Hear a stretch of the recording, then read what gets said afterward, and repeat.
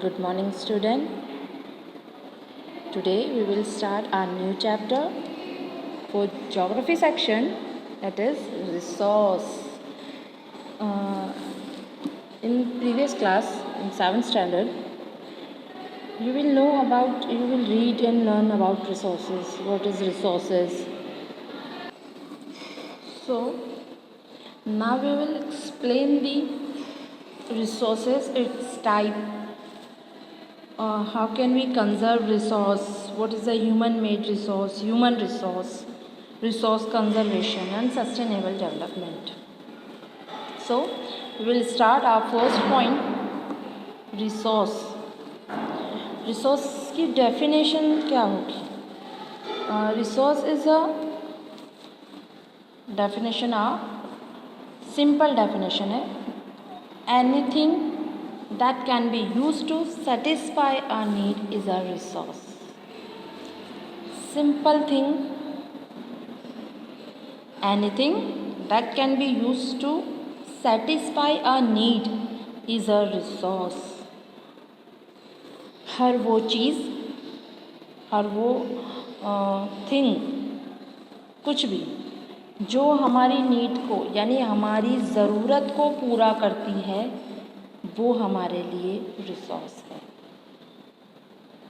हर वो चीज़ जो हमारी ज़रूरत को पूरा करती है, हमारे लिए रिसोर्स है.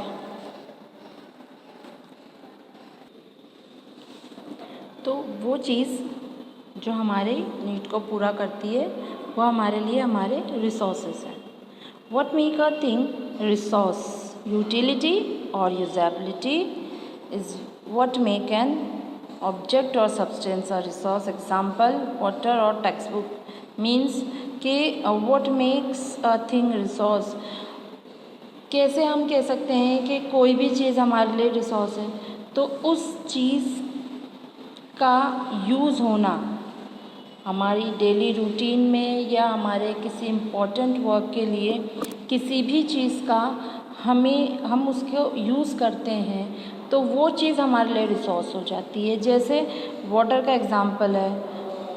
वाटर हमारे डेली रूटीन, डेली लाइफ के लिए बहुत नीडेबल है. नीडेबल यानी हमारी नीड को पूरा करते हैं, या हमारे लिए रिसोर्स है. नेक्स्ट है टेक्स्ट बुक है.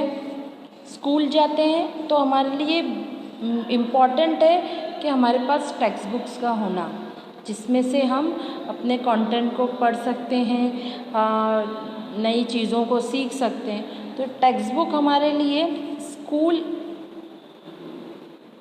का और स्टूडेंट के बीच का एक पॉइंट है, टर्म है. तो हमारे लिए टेक्स्ट बुक भी एक रिसोर्स है. Some resource have economic value while some do not. Some do not. Example, metals may have an economic value, a beautiful landscape may not, but both satisfied human needs, so these are considered as resource. कभी कभी ये देखा गया है कि resource जो होते हैं अपने आप में इकोनॉमिक वैल्यू भी रखते हैं और कभी नहीं भी रखते हैं. कैसे? जितने मेटल्स होते हैं, मेटल्स जानते हैं आप, जितने मेटल्स होंगे, मिनरल्स होंगे, वो अपने आप में एक इकोनॉमिक वैल्यू, मेटल्स की माइनिंग होती है और निकलते हैं, फैक्ट्रीज़ वगैरह में जाके रेडी टू यूज़ होते हैं और फिर जाके वो मार्केट में मिल जाते हैं. ईजी वे में हम पे करते हैं, पे करने के बाद हमें वो चीज़ें मिलती हैं. तो इसकी एक इकोनॉमिक वैल्यू है, यानी विदाउट मनी वो नहीं मिल रहा हमें, या उसको बेचने के बाद उसे बाइंग और सेलिंग करने में कंट्री की और किसी भी थिंग्स की एक इकोनॉमिक सिस्टम बन रहा है, एक सर्कल बन रहा है इकोनॉमिक का. और कोई चीज़ें ऐसी जैसे लैंडस्केप देखते हैं आप, ब्यूटीफुल लैंडस्केप होते हैं, बहुत अच्छे अच्छे लैंडस्केप होते हैं. जैसे पहाड़ों की आपका हिल स्टेशन गए होंगे तो खूबसूरत सी चीज़ें देखते होंगे, माउंटेन्स वगैरह देखते होंगे, पानी के जो फॉल्स होते हैं, वाटरफॉल्स होते हैं, उन्हें देखते हैं. एक ब्यूटीफुल लैंडस्केप होते हैं, ये भी एक रिसोर्स ही है, क्योंकि ये नेचुरल रिसोर्सेज हैं, लेकिन हमारे लिए वो एक इकोनॉमिक वैल्यू नहीं रखते. तो कुछ रिसोर्स हमारे लिए इकोनॉमिकल वैल्यूएबल है और कुछ नहीं है, लेकिन दोनों ही कंसीडर करते हैं रिसोर्सेज में।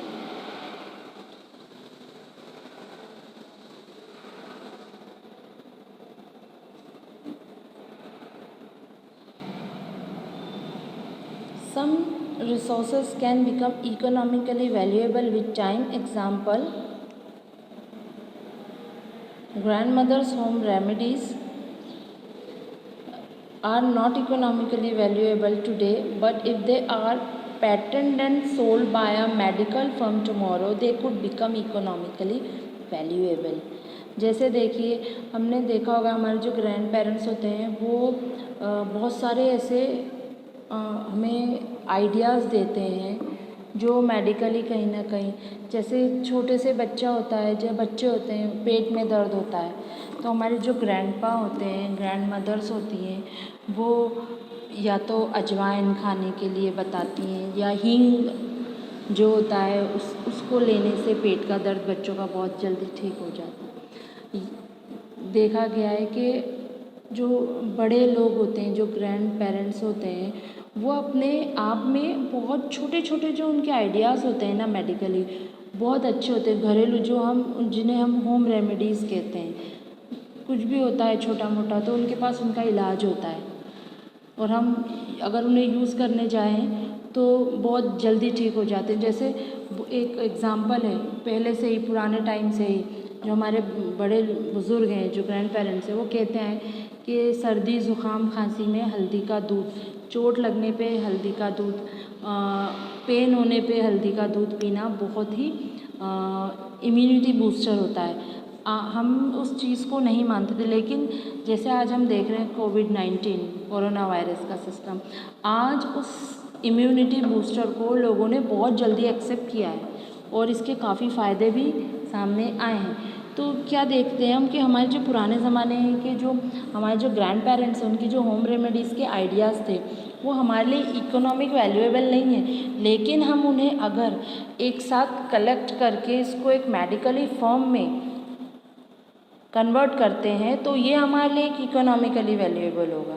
जैसे हम उनके आइडियाज़ को अकॉर्डिंग टू मेडिसिन प्रेफर करते हैं या एक मेडिकली टर्म्स बना के करते हैं, तो ये क्या होगा, हमारे लिए हमने एक फर्म ओपन की और वो फर्म हमें हमारे बिजनेस के स्टार्टअप के लिए हमें इकोनॉमी दे रही है।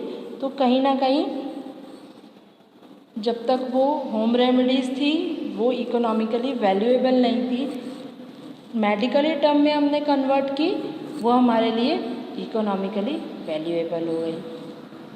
ठीक है, नेक्स्ट है important factors that can change substance into resource, time and technology. कई ऐसी चीज़ें हैं जिन्होंने रिसोर्सेस के सिस्टम को, यानी उसके हमने देखने के नज़रिए को बदल दिया। जैसे टाइम हुआ, टेक्नोलॉजी हुआ।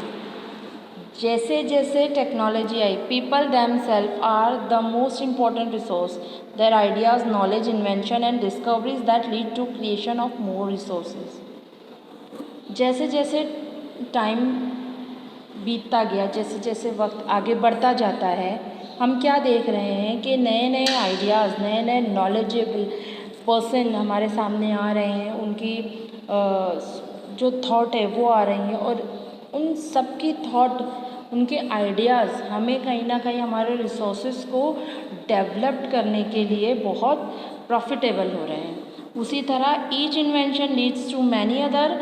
Example, the discovery of fire led to the practice of cooking and the other process, while the invention of the wheel ultimately resulted in the development of newer modes of transport. यानी both the time and technology are most important in our life, क्योंकि जैसे जैसे time आगे बढ़ता जाता है, नए नए आइडियाज़, नए नए थॉटेबल पर्सन आते जाते हैं, नई टेक्नोलॉजीज़ आती हैं, नई नई टेक्नोलॉजी आती है, तब जाके हम हमारे रिसोर्सेज, हम क्या यूज़ कर सकते हैं, हमारे रिसोर्सेज को और कितने टाइप से यूज़ कर सकते हैं। ये सारी चीज़ें हमें हमारे टाइम और टेक्नोलॉजी से पता चली है, अदरवाइज़ नहीं थी। आज हम पहले आप लोगों ने देखा होगा, एक छोटा सा एग्जांपल बता दें हम आपको टेक्नोलॉजी का। पहले हम हमारे ग्रैंड पेरेंट्स के टाइम पे देखते थे कि लेटर्स के थ्रू हम एक दूसरे से टच में आते थे। आज कोई कहीं भी बैठा है, चाहे वो अमेरिका में बैठे चाहे वो इंडिया में बैठे, हम बिल्कुल क्लोज हो जाते हैं। कैसे? वीडियो कॉल से होते हैं ना। हाँ, तो उस वीडियो कॉल के थ्रू हम बिल्कुल कनेक्ट हो गए। इतने दूर बैठे हम फेस टू फेस बात कर रहे हैं, देख रहे हैं कि हाँ सामने वाला कितने अच्छे हाल में है। वरना पहले लेटर या सिर्फ कॉल, ठीक है। आज फेस टू फेस हो रहे हैं, तो ये कहीं ना कहीं हमारी टेक्नोलॉजी जो है वो इतनी इम्प्रूव हो चुकी है कि हमें अब लोगों से जो इतने दूर रहते थे, कहीं फेस्टिवल टाइम पे हमारी टॉकिंग होती थी, बात होती थी, आज हम बिल्कुल जुड़ जाते हैं। आप लोगों ने अभी कोविड के टाइम पे देखा होगा, काफ़ी जो शादियां होनी थी बच्चों जो हुई, तो क्या देखा गया कि क्योंकि हम लॉकडाउन में थे और पॉसिबल नहीं था यहाँ से वहाँ जाना, लोग एक दूसरे से वीडियो कॉल के थ्रू जुड़े और वेडिंग भी हुई। सब वीडियो कॉल के थ्रू एक दूसरे से जुड़े थे और सब ने वही इन्जॉयमेंट किया जो वहाँ रहकर उस टाइम पे रहकर करते थे। तो ये एक टेक्नोलॉजी है हमारी, जिसको हमने बहुत अच्छे से एक्सेप्ट किया और हमारी ये टेक्नोलॉजी हमारी काफ़ी प्रॉब्लम्स को सॉल्व करती है। आगे बढ़ते हैं। अब हम हमारे नेक्स्ट वीडियो में टाइप्स ऑफ रिसोर्सेज के बारे में पढ़ेंगे। जर्नली हम बता देते हैं आपको कि रिसोर्सेज जो होते हैं वो 3 टाइप्स के होते हैं: natural resource, human made resource and human resource. Natural resource के बारे में आपने 5th-6th स्टैंडर्ड से पढ़ रहे होंगे। ह्यूमन मेड रिसोर्स बहुत अच्छे से जानते हो आप लोग। नेचुरल रिसोर्स जो नेचर की तरफ से मिलते हैं, ह्यूमन मेड रिसोर्स जिन्हें ह्यूमन ने बनाया, जिन्हें हमने बनाया। ह्यूमन रिसोर्स ये एक आपके लिए नया टॉपिक है, ह्यूमन रिसोर्स, जिसे हम हमारे नेक्स्ट वीडियो में क्लियर करेंगे। Okay, thank you.